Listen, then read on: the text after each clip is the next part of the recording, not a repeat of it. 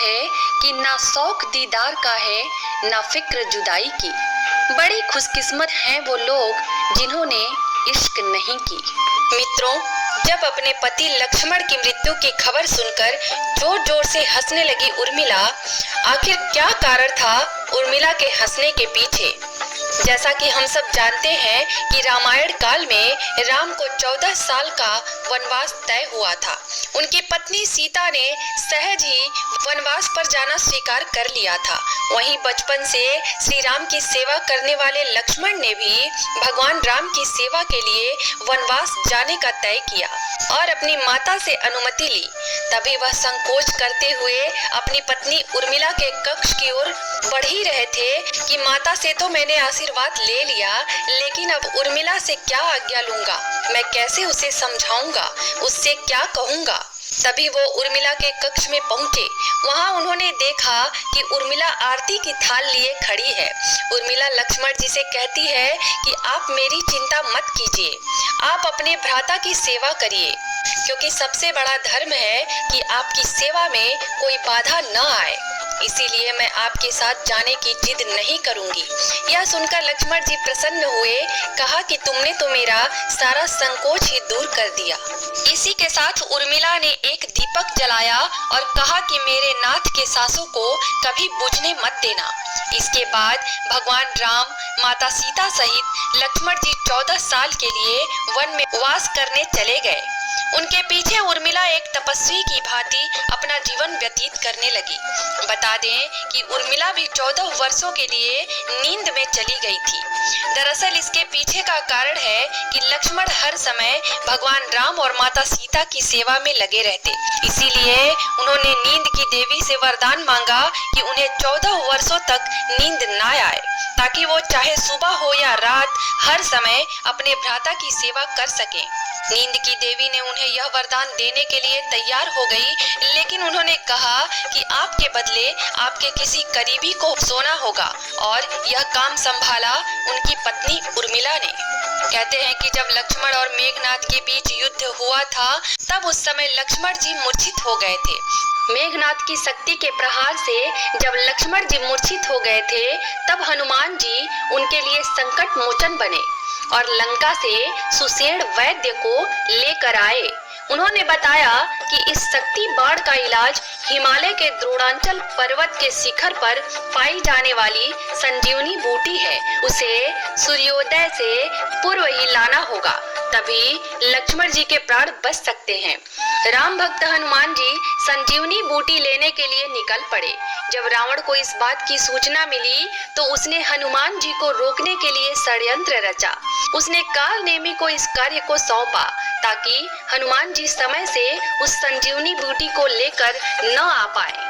रावण ने काल नेमी से कहा कि हनुमान को रोकने के लिए माया रचो, जिससे उनकी यात्रा में विघ्न उत्पन्न हो जाए।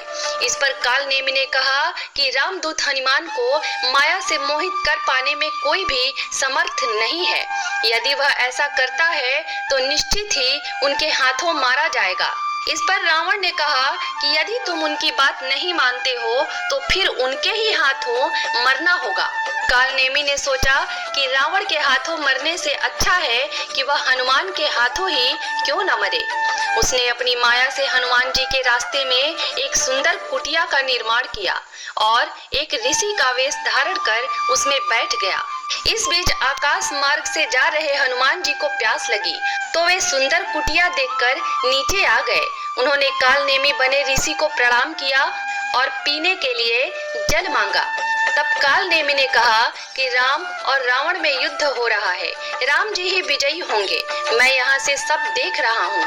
उसने अपने कमंडल की ओर इशारा करते हुए कहा कि इसमें शीतल जल है, आप इसे ग्रहण करो। तब हनुमान जी ने कहा कि इतने जल से उनकी प्यास नहीं बुझेगी, कोई जलाशय बताएं। तब काल नेमी ने हनुमान जी को एक जलाशय दिखाया और कहा कि वहाँ जल पीकर स्नान कर ले, फिर वह दीक्षा देगा। हनुमान जी जलाशय में पहुंच गए और स्नान करने लगे। तभी एक मकड़ी ने उनका पैर पकड़ लिया। उन्होंने उसका मुख फाड़ दिया, जिससे वह मर गई। तभी वहां एक दिव्य अप्सरा प्रकट हुई। उसने हनुमान जी से कहा कि श्राप के कारण उसे मकड़ी बनना पड़ा था। आपके दर्शन से मैं पवित्र हो गई और मुनि के श्राप से मुक्त भी हो गई। अप्सरा ने बताया कि आश्रम में बैठा ऋषि एक राक्षस है, जिसका नाम कालनेमी है।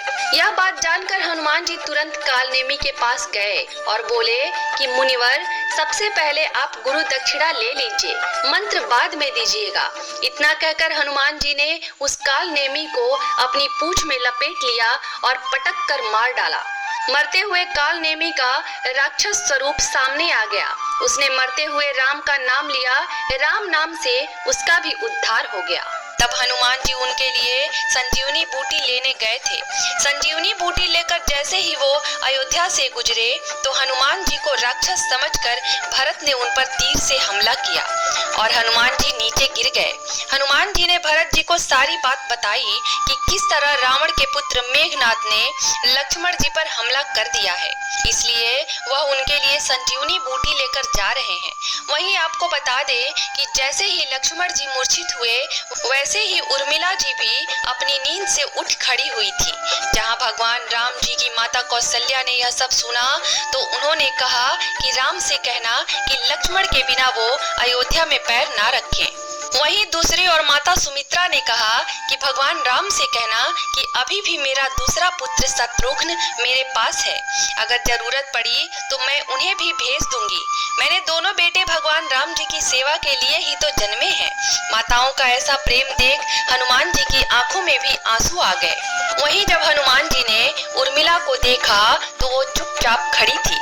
जब हनुमान जी ने उनसे पूछा कि क्या उन्हें अपने पति की चिंता नहीं हो रही, तब उन्होंने कहा कि हे हनुमान जी, मैं भला क्यों चिंता करूं? मेरा दीपक अभी भी संकट में नहीं है, तो मेरे स्वामी कैसे संकट में हो सकते हैं? और वो हंसते हंसते वहां से चली गई। जब हनुमान जी संजीवनी बूटी लेकर वापस लंका गए थे तो संजीवनी बूटी से वह एकदम ठीक हो गए थे। तो वहीं उर्मिला जी भी अपने भवन में जाकर सो गई थी। रावण को हराने के बाद जब भगवान राम सीता माता समेत अयोध्या वापस आए तो उन्होंने कई वर्षों तक अयोध्या में राज किया। तभी एक समय उपरांत अयोध्या में काल के देवता भगवान श्री राम से मिलने आए। उन्होंने भगवान राम से विनती की कि हमें किसी खाली स्थान वार्तालाप करना होगा और अगर इस वार्तालाप के बीच कोई आ जाए तो आपको उसके प्राण लेने होंगे। भगवान राम और काल वार्तालाप करने लगे और उन्होंने पहरेदारी के लिए लक्ष्मण को कक्ष के द्वार पर खड़ा कर दिया था। तभी वहां पर दुर्वासा ऋषि भगवान से मिलने आए। लक्ष्मण जी ने जब उन्हें रोकना चाहा तो उन्होंने कहा, मुझे भगवान राम से मिलने दो, नहीं तो मैं पूरी अयोध्या नगरी और उनके वंश को श्राप दे दूंगा। तभी अयोध्या को उनके श्राप से बचाने के लिए लक्ष्मण जी स्वयं उस कक्ष में प्रवेश कर गए। तब उन्होंने देखा कि भगवान राम काल जी वार्तालाप कर रहे हैं। काल वहां से अचानक गायब हो गए। जब श्री राम ने ये बात महर्षि वशिष्ठ को बताई तो उन्होंने कहा, आप लक्ष्मण का त्याग कर दीजिए। साधु पुरुष का त्याग व वध एक ही समान है। तब उसके बाद भगवान श्री राम को न चाहते हुए भी अपने भाई लक्ष्मण को राज्य से निष्कासित करना पड़ा। राज्य से निष्कासित करना मतलब कि अपना देह त्यागना। ऐसे में लक्ष्मण जी ने स्वयं अपना देह त्याग दिया और जब यह बात उर्मिला जी को पता चली तो वह जोर जोर से हंसने लगी और बोली, मेरे पति ने सदैव धर्म का पालन किया है। अपने ज्येष्ठ भ्राता भगवान श्री राम का हमेशा ही उन्होंने पूजा किया, उनकी और माता सीता की पूजा की और आज अयोध्या वासियों और हमारे वंश को श्राप से बचाने के लिए उन्होंने अपने ऊपर एक सबसे बड़ा दोष ग्रहण किया और अपना देह त्याग दिया। मेरे पति ने अपने धर्म का ही तो पालन किया है। ऐसे जोर जोर से हंसते हंसते उर्मिला जी ने भी अपना देह त्याग दिया। प्रभु श्री